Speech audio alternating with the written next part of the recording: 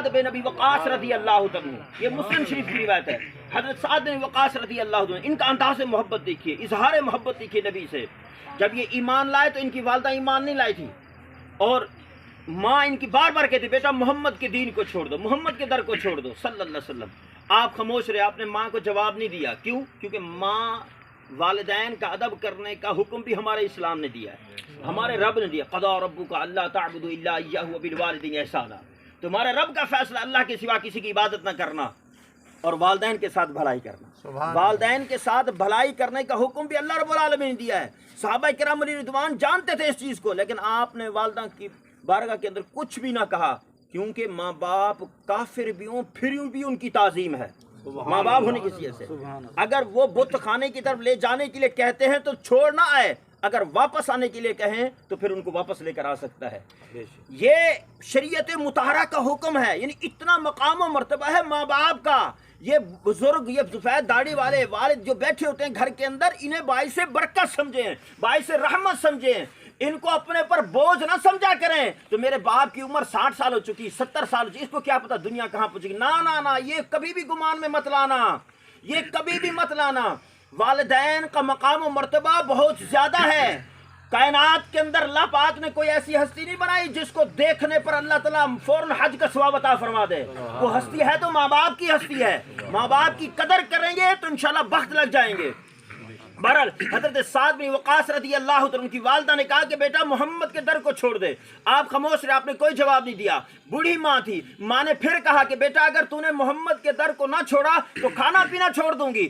آپ پھر بھی خاموش رہے۔ ماں نے کھانا پینا چھوڑ دیا، شام ہوئی، بے ہوش ہو کر گر گئی۔ جب ہوش آیا، اٹھی تو کہا کہ بیٹا تو کیسا بیٹا ہے، حالانکہ اللہ تبارک و تعالیٰ نے والدین کے ساتھ بھلائی کی وصیت کی ہے، اور تو کیسا بیٹا ہے کہ ماں تیری بے ہوش ہو کر گر گئی، تو ضد پہ اڑا ہوا ہے، محمد کے در کو نہیں چھوڑ رہا، محمد کے دین کو نہیں چھوڑ رہا صلی اللہ علیہ وسلم۔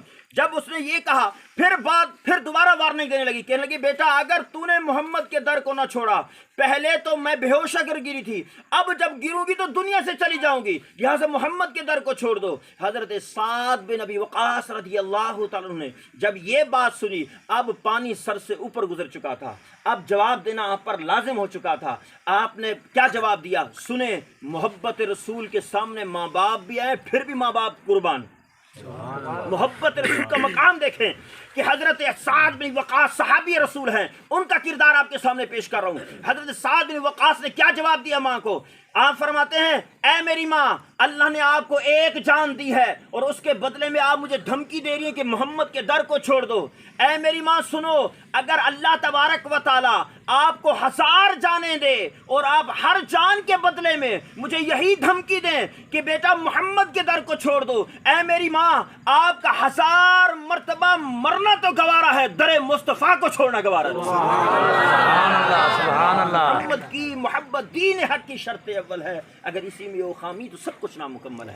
حضور سید عالم صلی اللہ علیہ وسلم کی محبت یہ سب پر فوق ہے، حضور سید عالم صلی اللہ علیہ وسلم کی محبت یہ سب سے اوپر ہونی چاہیے۔ اگر حضور اسلام کے سامنے کوئی بھی آتا ہے تو اس کو چھوڑ دیں، نبی کی محبت کے دامن کو مضبوطی سے تھامے رکھیں تو انشاءاللہ۔ پھر صحابہ کرام علیہ رضوان نے کیسے محبت کا دامن رکھا، کیسی محبت کرتے تھے؟ آئیے حضرت عثمان غنی جو حضور سید عالم صلی اللہ علیہ وسلم کے داماد ہیں اور حضور السلام کی 2 شہزادیاں یک کے بعد دیگرے ان کے نکاح میں آئی، یعنی ایک کے بعد دوسری ان کے نکاح کے اندر آئی، اسی وجہ سے حضرت عثمان کو 2 نور ذوالنورین کہا جاتا ہے، 2 نور والا کہا جاتا ہے، کیونکہ حضور علیہ السلام کی 2 شہزادیاں ان کے نکاح میں آئی ہیں۔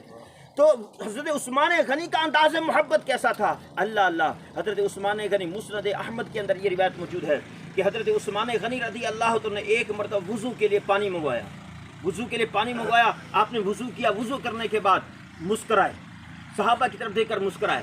صحابہ کرام سے پھر فرمانے لگے اے صحابہ کیا تمہیں پتہ ہے کہ تمہاری طرف دیکھ کر میں کیوں مسکرایا ہوں؟ صحابہ کرام علیہ رضوان نے عرض کی یا امیر المومنین، آپ خود ہی جواب ارشاد فرمائیں۔ تو حضرت عثمان غنی نے کیا فرمایا؟ آپ نے فرمایا ایک مرتبہ ہمارے آخری نبی حضرت محمد مصطفیٰ صلی اللہ علیہ وسلم نے وضو کے لیے پانی منگوایا، वुजू किया, वुजू करने के बाद इस तरह सहाबा को देखकर मुस्कुराए थे, आज उनकी अदा को अदा कर रहा हूँ।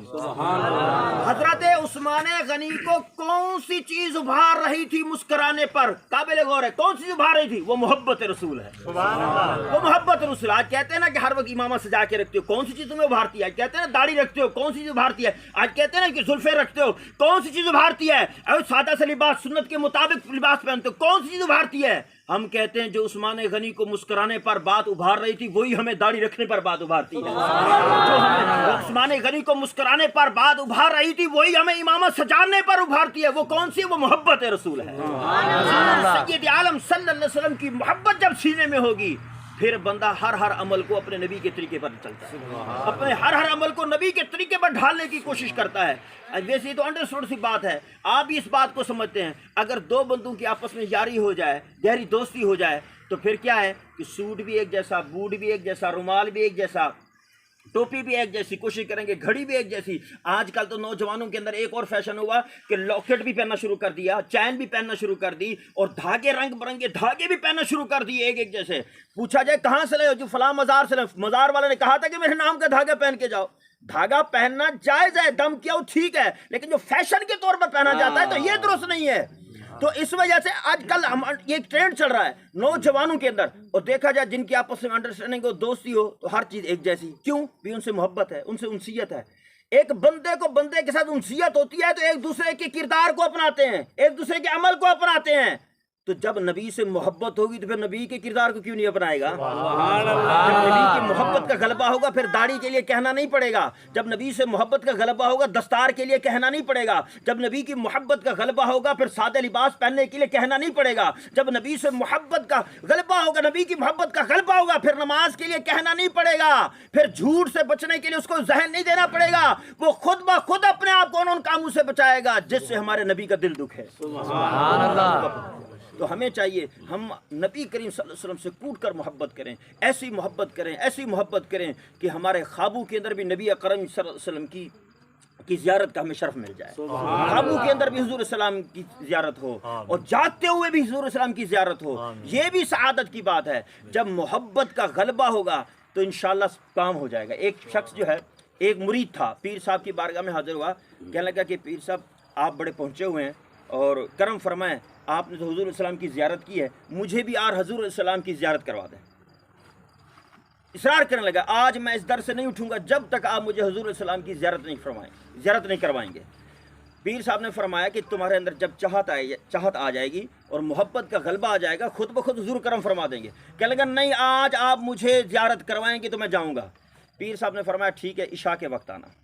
अब मुरीद चला गया, इशा हुई, फिर हाजिर हो गया, हुजूर आपने फरमाया था इशा के वक्त में मैं आ चुका हूँ, मुझे हुजूर सलाम की ज़ियारत करवाएं। आपने फरमाया ठीक है, पहले ये चीज़ खाओ जो मैंने तैयार की है। वो क्या था? सालन था जिसके अंदर नमक बहुत तेज़ था, नमक बहुत तेज़ था, और कहा कि ये सालन ख़त्म करना है तुम्हें। पीर साहब का हुक्म था, मुरीद सावजर है, पीर साहब की इताअत भी लाजिम है। तो जब पीर साहब ने फरमाया तो उन्होंने खाना शुरू कर दिया। नमक बहुत तेज़ था और फरमाया पानी भी नहीं मिलेगा, पानी भी नहीं मिलेगा और सालन यही खाना, इसमें नमक भी तेज़ है। पीर साहब का हुक्म था, मुरीद ने तो करना ही था। उन्होंने जो है वो सालन भी ख़त्म किया और पानी भी नहीं दिया। प्यास की बड़ी शिद्दत थी। पीर साहब ने फरमाया कि पानी भी नहीं पीना इसके बाद। अब मुरीद ने कहा कि हुजूर जैसे आपने फरमाया, सालन भी मैंने वही खाया जिसके अंदर नमक तेज़ था, पानी भी नहीं पिया, अब करम फरमाया हुजूर की ज़ियारत करवाएं। तो पीर साहब ने फरमाया नहीं, अभी जाके सो जाओ, फजर में आना, अभी जाकर सो जाओ, फजर की नमाज में आना। पीर साहब का हुक्म था तो चला गया, सोया। तो सुबह उठा, फ़ौरन जो है पीर साहब की बारगाह में हाजिर हो गया। अर्ज़ करता है हुजूर आपने फरमाया था कि सुबह आना, मैं हाजिर हो चुका हूँ, मुझे हुजूर सलाम की ज़ियारत करवाएं, नबी की ज़ियारत करवाएं। आपने फरमाया रात तूने क्या देखा? कहने लगा रात मैंने समंदर देखे, दरिया देखे, बड़ी बड़ी नहरें देखी, पानी ही पानी था। आपने फरमाया तेरे अंदर चाहत थी पानी की, क्योंकि तूने नमक तेज़ वाला सालन खाया था, तेरे अंदर चाहत थी पानी की, तो इस वजह से तू ख्वाब के अंदर पानी देखता रहा, समंदर देखता रहा, दरिया देखता रहा, तेरे अंदर चाहत उसकी थी। जब नबी की चाहत होगी फिर ज़ियारत मुस्तफ़ा से मुशर्रफ हो जाएगा। तो जब नबी से मोहब्बत वाला रिश्ता हमारा बहुत मजबूत हो जाएगा, फिर हुजूर खुद ब खुद करम फरमा देंगे। फिर इंशाअल्लाह कहने की हाजत नहीं होगी। हुजूर सलाम का کرم ہو جائے گا اور حضور صلی اللہ علیہ وسلم کی زیارت سے مشرف ہو جائیں گے. اور جیسے کہ انہوں نے روایت پڑھی ہے کہ جس نے خواب کے اندر حضور سید عالم صلی اللہ علیہ وسلم کی زیارت کی اس نے حقیقت کے اندر ہی حضور علیہ السلام کی زیارت کی. اور حضور علیہ السلام جو چیز عطا فرماتے ہیں وہی موجود ہوتی ہے. تو اللہ تبارک و تعالی ہمارے سینے کو محبت رسول سے منور رکھے.